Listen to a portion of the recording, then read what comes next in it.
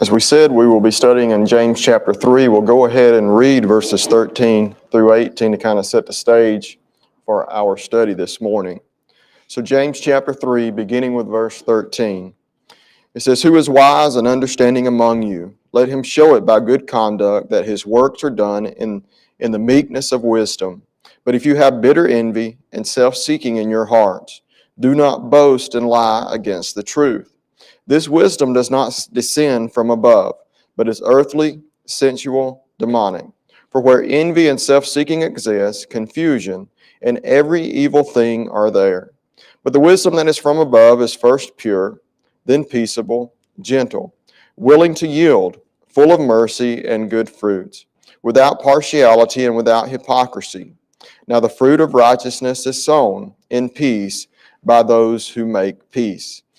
And so in this study, we're looking at heavenly wisdom versus earthly wisdom. And in particular, last week, or a couple of weeks ago in our study, we were looking at the proper attitude of a wise teacher.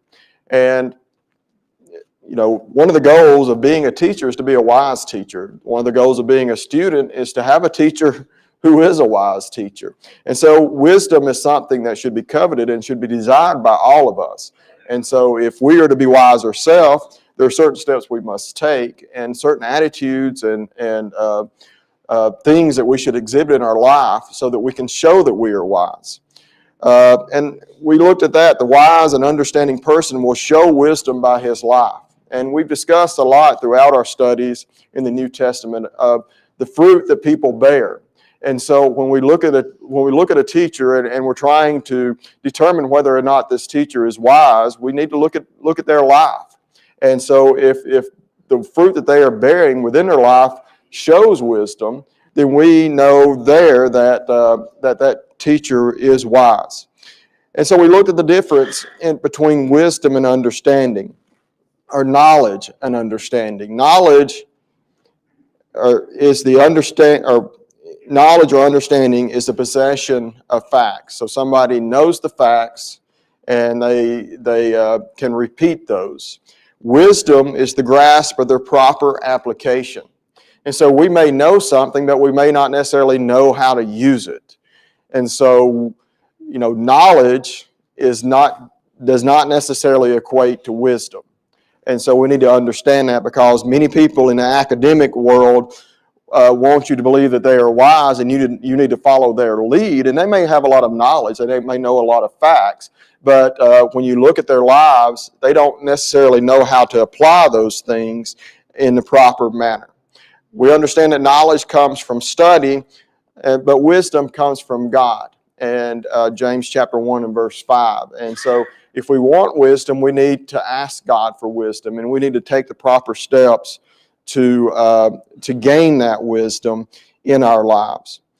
And then we began looking at, who is a wise person? How can we tell that someone is wise when we're trying to judge that when it comes to someone else or even ourselves? And we need to be asking ourselves these same questions, because these traits of a wise person need to be present in each of our lives. But James tells us in the last part of verse 13 that the wise shows it by their good works, which are done in meekness. And so a truly wise person will be a meek person. They will be someone who is meek and gentle, not haughty, not arrogant, not puffed up and proud. But this is a meek person, and he shows that. He shows his wisdom through his good works, and those good works are done in meekness. Christ tells us that a wise person is one who hears and does. So we hear what we should do, and then it doesn't stop there. We actually go further, and we proceed to do those things that we should do. A wise person is one who prepares. And we looked at the story of the wise, or we talked a little bit about the story there of the wise and foolish virgins, and how that we need to be prepared like the wise virgins. The wise person relies upon the Scriptures, and this is something definitely that each of us need to do. We need to be turning to the Scriptures, relying upon the Scriptures to guide us in our attitude and what we teach and how we interact with others. A wise person uses their time well, and we see this not only in a spiritual way, but even in secular situations. A good person, a wise person is going to redeem their time and going to use their time in a proper way, and therefore they can accomplish a lot if you just use your time well. And then a wise person is one who watches, and we saw that as well. Wisdom is shown, as we said, by the fruit that we bear. And so we can judge whether or not someone is wise by looking at the fruit, by looking at their actions. And we looked at the saying, or discussed the saying, what you are doing speaks so loudly I cannot hear what you say. And so we need to make sure, if we're trying to teach others, if we are trying to guide others, that they see the things that we are trying to impart to them in our own lives. Because if we are doing the opposite, what we are doing is going to speak louder than what we are saying. And so this not only comes to maybe other adults that we're trying to teach, but as parents, as we're trying to rear and guide our children, we need to make sure that the values that we are trying to instill in them can be found in our own lives. There's, some people will say, don't do as I do, or do as I say, not as I do. But that's really not going to get the point across, because eventually those children are probably going to follow your actions and not your words. And so we need to make sure that our actions are the same as our words. They equal our words, and they're not hypocritical there. So this is the challenge. If you are really wise, you will show it by your life, and everyone will know you are wise. And so we're not going to have to go around telling people that we are wise, or trying to promote our wisdom.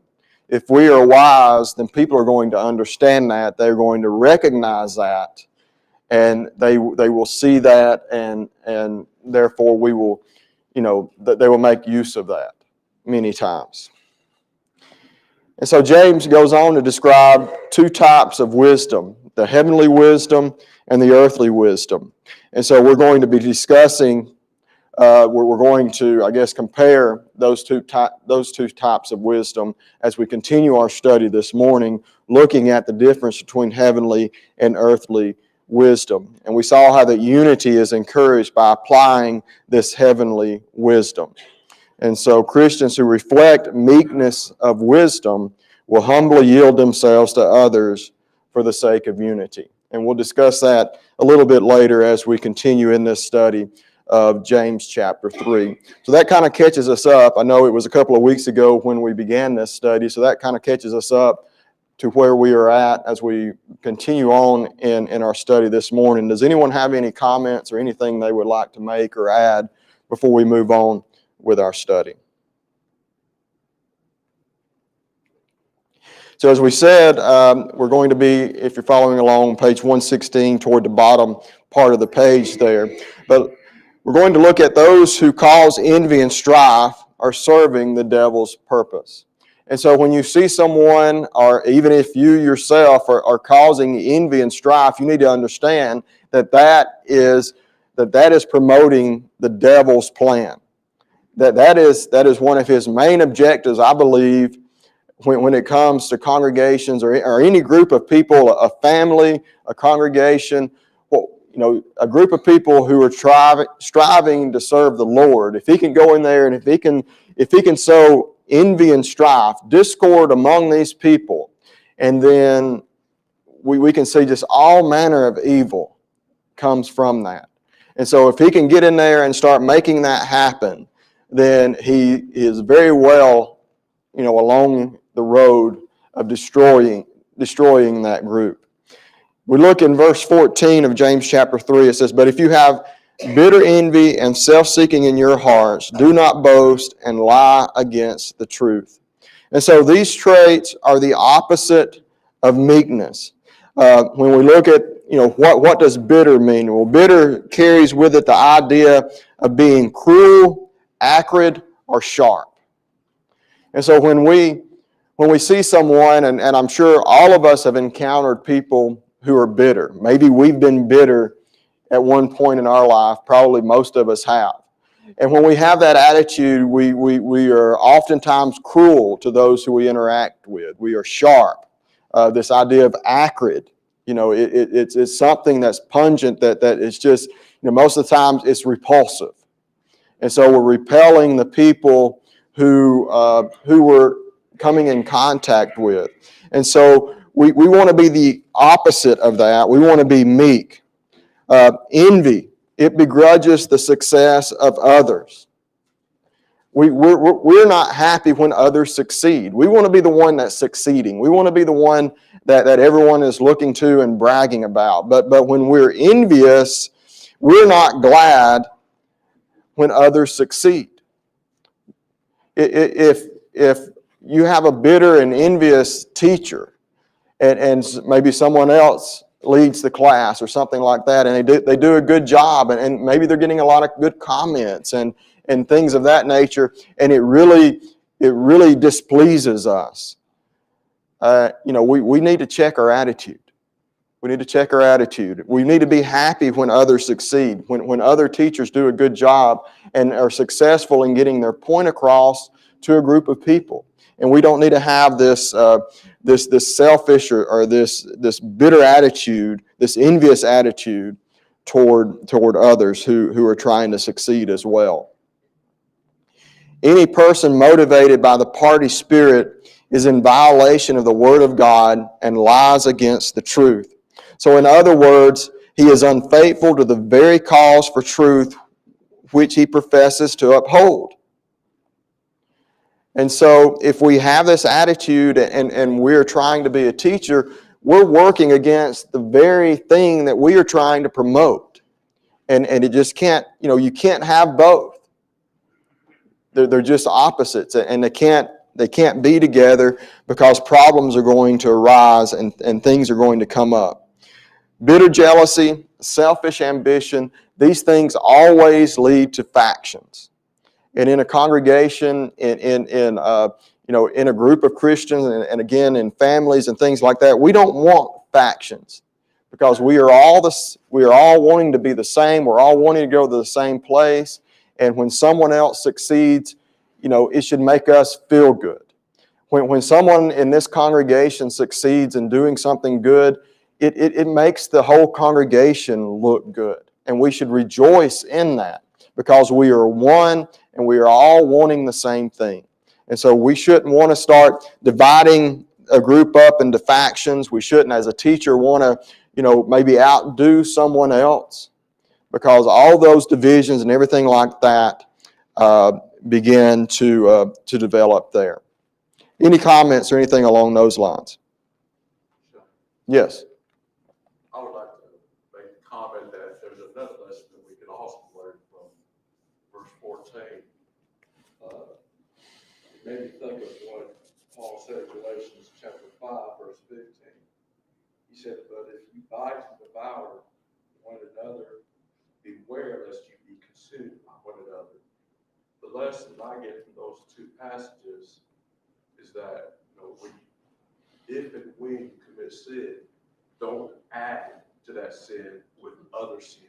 In other words, if you're committing the sin of making meth in your house and you catch your house on fire, don't add to it by throwing gas on the fire. And so that's what I get from those two. Also get from those two passages, along with what you said. Yeah. Don't add sin to sin. Yeah, and along those lines, and maybe this is even the point you're trying to make, maybe we fail in some sort, so we want to make someone else look bad as a way to make us not look, we feel, well, if he fails, then I don't look so bad. And so we start trying to break someone else down there. And it's all, again, trying to promote ourselves and trying to be the top dog, so to speak. Anyone else want to make any comments there? Shane? Yes. Just observation, there in verse 14, we have bitter envy. We just put if we have envy would be bad enough, but bitter envy, obviously worse. Yeah. Yeah, good observation there. Bitter envy. Any other comments? Shane, this party spirit, I'm sure I would think Rod and some of our younger people probably don't even know what that is or have any idea how dangerous it is. But you can, or I'd like to just illustrate the problem with that and how, that's how churches split. Yeah. That's how members end up saying, I'm leaving here and I'm going somewhere else, is because of that spirit. Yeah, I guess as far as young people, I don't know how in touch they are with current events, but to me, when I think of party spirit, I think of our political parties and the evil that you see there and the divisiveness. And, when you look at our government, you've got these two parties, and, if one says one thing, the other's not going to agree with it, no matter if it's right or wrong. And so what ends up happening is just a lot of argument and nothing ever gets done. And you have a system where everyone's divided and, they just can't get along with each other. And so that sort of spirit can develop in a congregation where you've got this one party against this other party, and they're always trying to make each other look bad. And no matter what goes on, they're not going to agree just for the sake they don't want to give them that victory. And so that goes on and on and on. And eventually, as Rodney says, it's going to split the church. They're going to say, well, we don't even want to be around these people anymore. And so you have congregations that split up, and a lot of it goes back to nothing there's a lot of church division, or has been throughout the years, that is scriptural, based on scripture. We have to leave because the scripture is not being taught. But there are a lot as well that are just attitudes that, again, this party spirit. And so you may want to add more to that. I appreciate that. Yeah. A lot of times what happens in a church, here's a person, and they start feeling a certain way. They go to the elders, hey, I got a complaint, or they got, here's an issue. Elders maybe make a ruling. We don't agree with you on that. They don't stop there. They go and they involve maybe their family member or their buddy, and they get together at the house and they're talking. Hey, the elders, they start this chatter. Well, they formed a party that really, that's factious. The elders have made a ruling. But they won't this spirit, this attitude of resistance, rebellion, what he's talking about up here, James, and then he's so bent on getting his way, and now maybe he involves his wife in it. And see what I mean? They don't go check with the elders. Yeah. How did this come down? What was your route? He's driving. Everybody's they're supporting him. He's wrong, but they supporting him. Now there's division in the church that needs to be disciplined. Yeah. Right there. That's how it's where rulings have been made, and brethren say absolutely they go opposite that rule and start chattering and breaking and get people caught up in it. But here's the church standing solid, but then here they are over here. And then before long, that causes all kind of problems. Because they won't stop. That divisive man won't stop. A lot of times what we don't understand is that the elders are privy to more information than we are, more than likely. And so they may have made a decision or made a decision not to do something or to do something, and maybe we don't fully understand that. And instead of going to them and approaching them with that, we start, as Rodney says, we start talking with other people. And so one thing I have learned is that, oftentimes we don't know the full story, and we don't know, before we make a judgment, we need to fully understand the situation. And if it's causing us to have bad feelings, then we need to either approach the person, we need to approach the elders, and we need to get to the bottom of it, and not go around starting these conversations with all these other people. Aligning people, Yeah. because you know you can't stand alone by yourself. You're just kind of isolated. Yeah. So, and everybody's standing with the elders, and that person with this attitude, that's why she needs to be with discipline.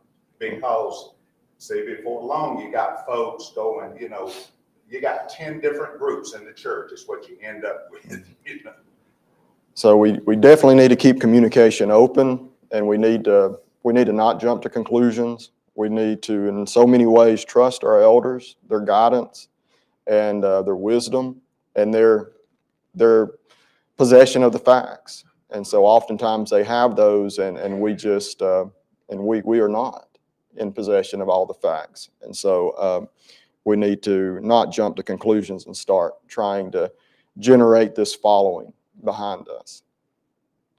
Any other comments or anything along those lines? Sure. Yes. To add to that, that person that Rodney's talking about, they're not going to go to the people who they're divisive. They're going to go to their friends. They're going to go to the ones who they know agree to some extent with their position. Yeah. They're going to build their armament. Yeah, often you're right. I mean, they go to the people they know. I know that this person probably I can get them to follow me. They're not going to go the one that they know that is not going to. So, yeah, David. Changes along lines, what Roger said, Bill touched base on too. Shouldn't that person that's, well, let me see if I can cut the chase. Before he starts doing things wrong and pulling other people in there, we should just look at ourselves real hard first, and try to, and I've not ever, I've done this, I won't say, in a setting like this, you say, your workplace, a lot of things go on, a lot of different people. You don't, those ladies, you don't know a person until you walk a mile. Sometimes you gotta have to put yourself in that place. Not saying all the time, I'm just thinking out loud, and sometimes we need to think about things a little bit before we start putting other people in and jumping to conclusions and things of that nature. Look within ourselves first to see, to try to understand things a little bit better. If I'm making any sense of what Yeah, I think you are, and I think that's definitely comes with that. That's I guess a fruit of wisdom. I think is to try to understand where someone's coming from, and so that doesn't if they've committed a sin, then that doesn't make the sin right, but it may make the way we approach it, or maybe even our attitude toward that person different.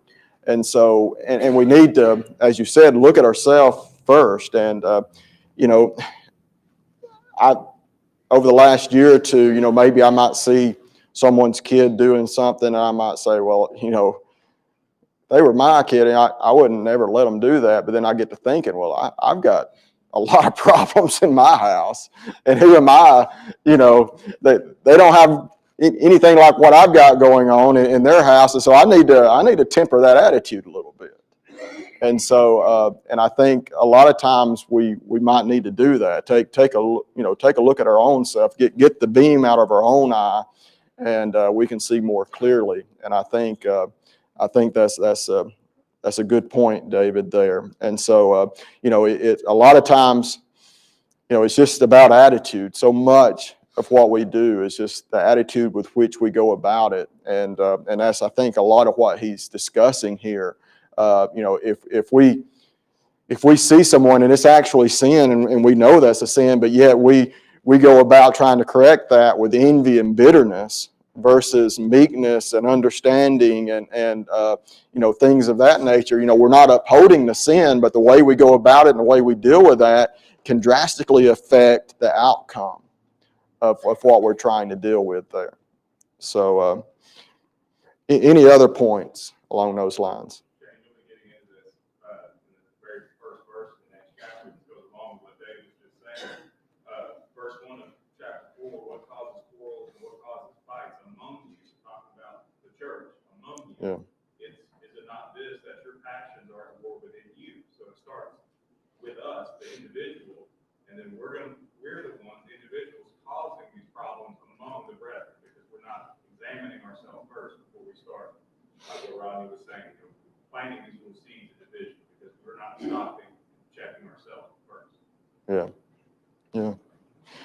Yeah, and that's all good points there, all good points. And so when we see someone caught up in sin, is it like, or do we rejoice that, yeah, that person's in, or do we have compassion? Does it move us to have compassion on that person? All of those attitudes we need to check. George, go Yeah, several things that have been said in the last few minutes are related to what you're teaching us. Some kind of remotely and some not. But that's the things David said. Like I said, about what the elders have to consider and things like that. We all need to make sure that we're not guilty of evil surmise. That's true. Make sure that the direction we're going is right and what we say. Yeah, we need to have the best, I guess, think the best of our brothers and sisters until proven otherwise. Why did they do that? Well, we may think, well, they're just trying to get back at me. And it could be just something as simple as they walked past me and didn't say, hey. And so we begin evil surmising that they've got a problem against us. But maybe they have something on their mind. Maybe one of their children is not doing something that they should, or maybe they've got something going on in their marriage or something like that. And they just, right at that moment, they're thinking about those things and they walk past you.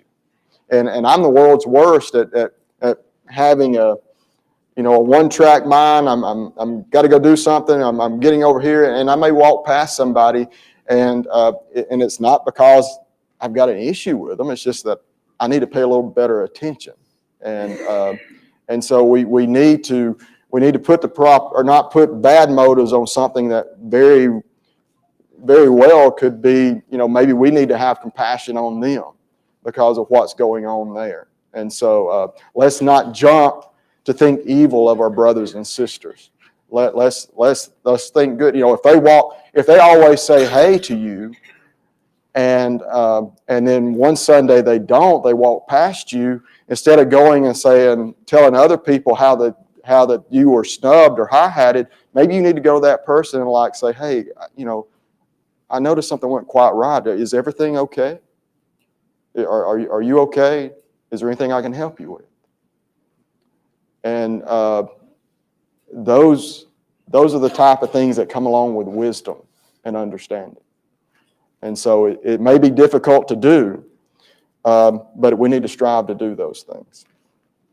Any other comments? Shane, one last thing. If we start down that path, think along the line of what you were saying, George was saying, we need to check ourselves out. Maybe we check ourselves, a sanity check, kind of what I call it, And, I'd be scared to say there's probably not a brother or sister here. If we ask something, and we ask questions, say, help me on this right here. We're going to get some good advice from everyone right here that I will certainly have a lot of confidence in. I'm not saying we can't be wrong, but I mean, just as a general rule, most of our brothers and sisters and, family members too are going to give us some pretty good advice if we're thinking wrong about things. And along that line, we need to go to people that we know will tell us what we need to hear, not what we want to hear. All too often, we run to people that we know are going to reinforce what we are wanting to do versus, someone that's going to tell us, hey, you don't need to do that. And because that's not what we want to hear. So let's make sure that we run to someone that we understand has wisdom and has the courage to tell us what we need to hear. So if we're boastful, if we're arrogant and prideful, the life you live is the very opposite of a godly teacher. And so we need to understand that. And, as we've discussed, we all need to be teachers on some level. A lot of what we've discussed over the last few weeks, I think, applies to someone who's who's maybe teaching more in a formal type manner or a public manner, but we all should be teaching on some level, and our life should match up with the life of a wise Christian. And so all these things that we have discussed, we need to make sure that we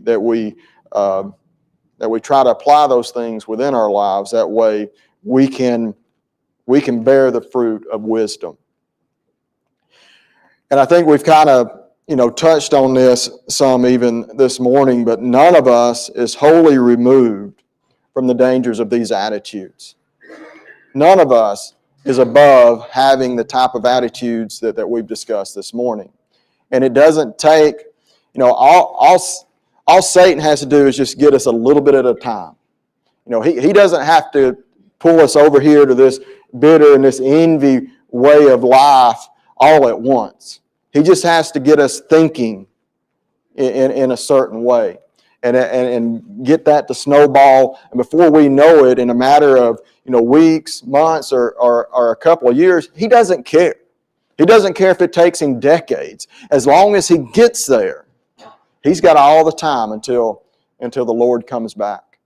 And so we need to make sure that none of us that we recognize that none of us are above the danger of these attitudes. We look at the church at Corinth. Even the church at Corinth was, Paul there was reproving them for their attitudes and this party type spirit. If we look at 1 Corinthians chapter 1, verses 10 through 13, it says, "Now I plead with you, brethren, by the name of our Lord Jesus Christ, that you all speak the same thing, and that there be no divisions among you, but that you be perfectly joined together in the same mind and in the same judgment."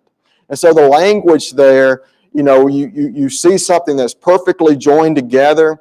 Maybe we've all seen a master woodworker that creates this joint, and it's perfectly joined together. Maybe it's a dovetail joint, and I don't know if you know exactly what that is, but you've got those two pieces of wood with little fingers that kind of dovetail together, and a good carpenter can make those go together to where you have no gaps, and it's like perfectly joined together. And so when you have that type of joint, that is one of the strongest joints that you can have.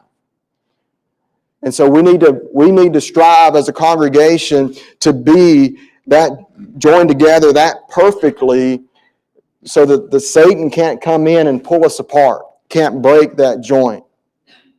But he says, "For it has been declared to me concerning you, my brethren, by those of Chloe's household, that there are contentions among you.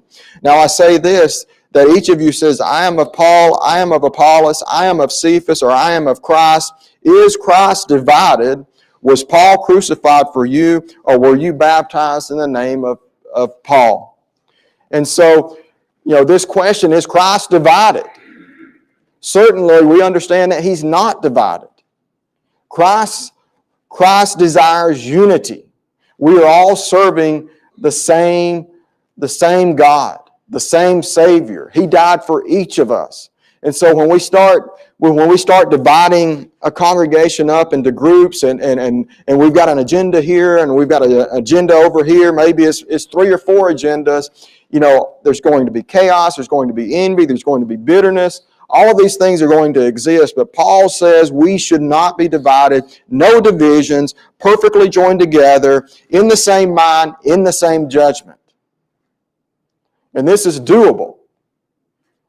This is doable. Now we may differ over the color of the carpet, but a wise person is going to yield on that, because a wise person understands it really doesn't matter if the carpet's green or if it's blue in here. And so we will yield on that. And we'll talk about, toward the end of our lesson, probably now it'll be next week, Lord willing, about maybe sometimes we don't need to yield. But when it comes to things of that nature, we need to be willing to yield. And it could be something as simple as the color of the carpet, but it could be other things. But when we get down to it, we need to make sure that we know, is this something that's worth dividing the church about? When we stand in front of God on the day of judgment, is he going to be pleased because we made an issue out of the color of the carpet? Or will he be pleased because maybe someone was trying to bring a mechanical instrument in here and we stood against that? Now that would be something there that we need to take a stand, and we don't need to yield on something like that. But when we're talking about things of inconsequence, maybe it's even a time we meet for services or something along those lines, we need to be willing to yield in order to save issues there. And definitely we don't need to start getting these factions or these parties together within the congregation. We see also in 1 Corinthians that there were jealousy over spiritual gifts. In chapter 12, verses 25 and 26, it said that there should be no schism in the body, but that the members should have the same care for one another. And if one member suffers, all the members suffer with it. Or if one member is honored, all the members rejoice with it. And so we discussed this a little bit earlier, how that if one person gets honored, we need to rejoice because it makes us all look good. It makes us all have the same honor. And so we need to make sure that we are just as happy when someone else does a good job as we are when we ourselves do a good job.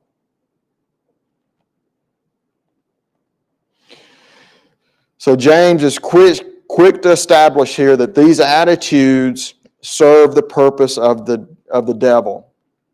Having superior intellect is a blessing, but if one, however, becomes conceited over his knowledge and uses it to draw disciples after himself, he becomes guilty of sin as one who is as guilty of sin as one who has this pride in his worldly possessions. And so we need to understand what we are actually doing there. And so James here shows us 4 characteristics of wrong teaching, these wrong attitudes, these factions and these parties. It's fanatical. It's not based on sound reasoning. And so see, these sort of attitudes, they're fanatical. They are bitter. It regards its opponents as enemies rather than friends to be helped. And if we get to that point where we're looking at our brothers and sisters in Christ as enemies rather than someone I need to help, then we're down a path that's going to lead to some very evil things. And so, even if this brother or sister is very, very vehemently opposing us, we should still be looking at them as someone we need to help, a person that needs help, rather than a foe that needs to be conquered. And so this is how we regard someone we are dealing with. These things are selfishly ambitious. They are not interested in showing off. They are more interested in showing off knowledge than showing truth. And so, instead of getting up here and trying to glorify God with the truth that we're trying to teach, we're trying to glorify ourselves. And we've mentioned that a couple of times in previous lessons. And then it's arrogant. Pride in knowledge rather than humility is what we're looking at there. And so all of these things, this is what we're fighting against when we're trying to battle these sort of attitudes. And as we said before, we need to understand that all of us are susceptible to these. It just takes just a little thought, little seed planted, and we start thinking about that, and we can't get it off our mind. And instead of addressing that and clearing that up, we start talking to other people, and before we know it, this huge snowball is rolling down the hill that we can't stop. When if we had just stopped when that seed was planted, either got it out of our mind or approached that brother and sister and say, hey, I just want to clear something up, or is there something I can help you with, or let's sit down and have a conversation. Let's go get a cup of coffee and talk these things out. We can do those sort of things, and it will really go a long way in battling the evil that can come about when we get all these parties and factions and everything within a congregation. Yes. And on the other side of that, if a person feels like they need to inquire, he needs the benefit of the doubt also. Excuse me, I didn't hear He that. needs the benefit of the doubt also. Yeah, I guess what I'm saying is sometimes you'll get a person who's trying to inquire because they want more of the facts. yeah, Maybe don't want to be caught up in something that they think is wrong or could be wrong. And so a person, when they ask, the other person says, oh, you think, oh. yeah. What am I talking about? That kind of stuff. Yeah, we don't need to get defensive Right. when someone, Yeah, you get defensive, like, you want the benefit, but you don't want to give them the benefit. yeah, yeah, So yeah. It works like that. It works both ways. Yeah, we should be easily entreated, easily approachable, and that comes with humility. If we're humble, then people are going to feel comfortable approaching us, and we're not going to have that bitter, snap to conclusion type things. We're going to be willing to explain that to help this person, because it may not really be any of their business, but yet they're battling these attitudes, and we can help them. We can help them in their battle, and so we should be willing to do that. So that's a good point. So I appreciate everyone's attention and those who participated. We'll start, Lord willing, next week around verse 15 of chapter 3 and continue on with chapter 3. And thank you so much.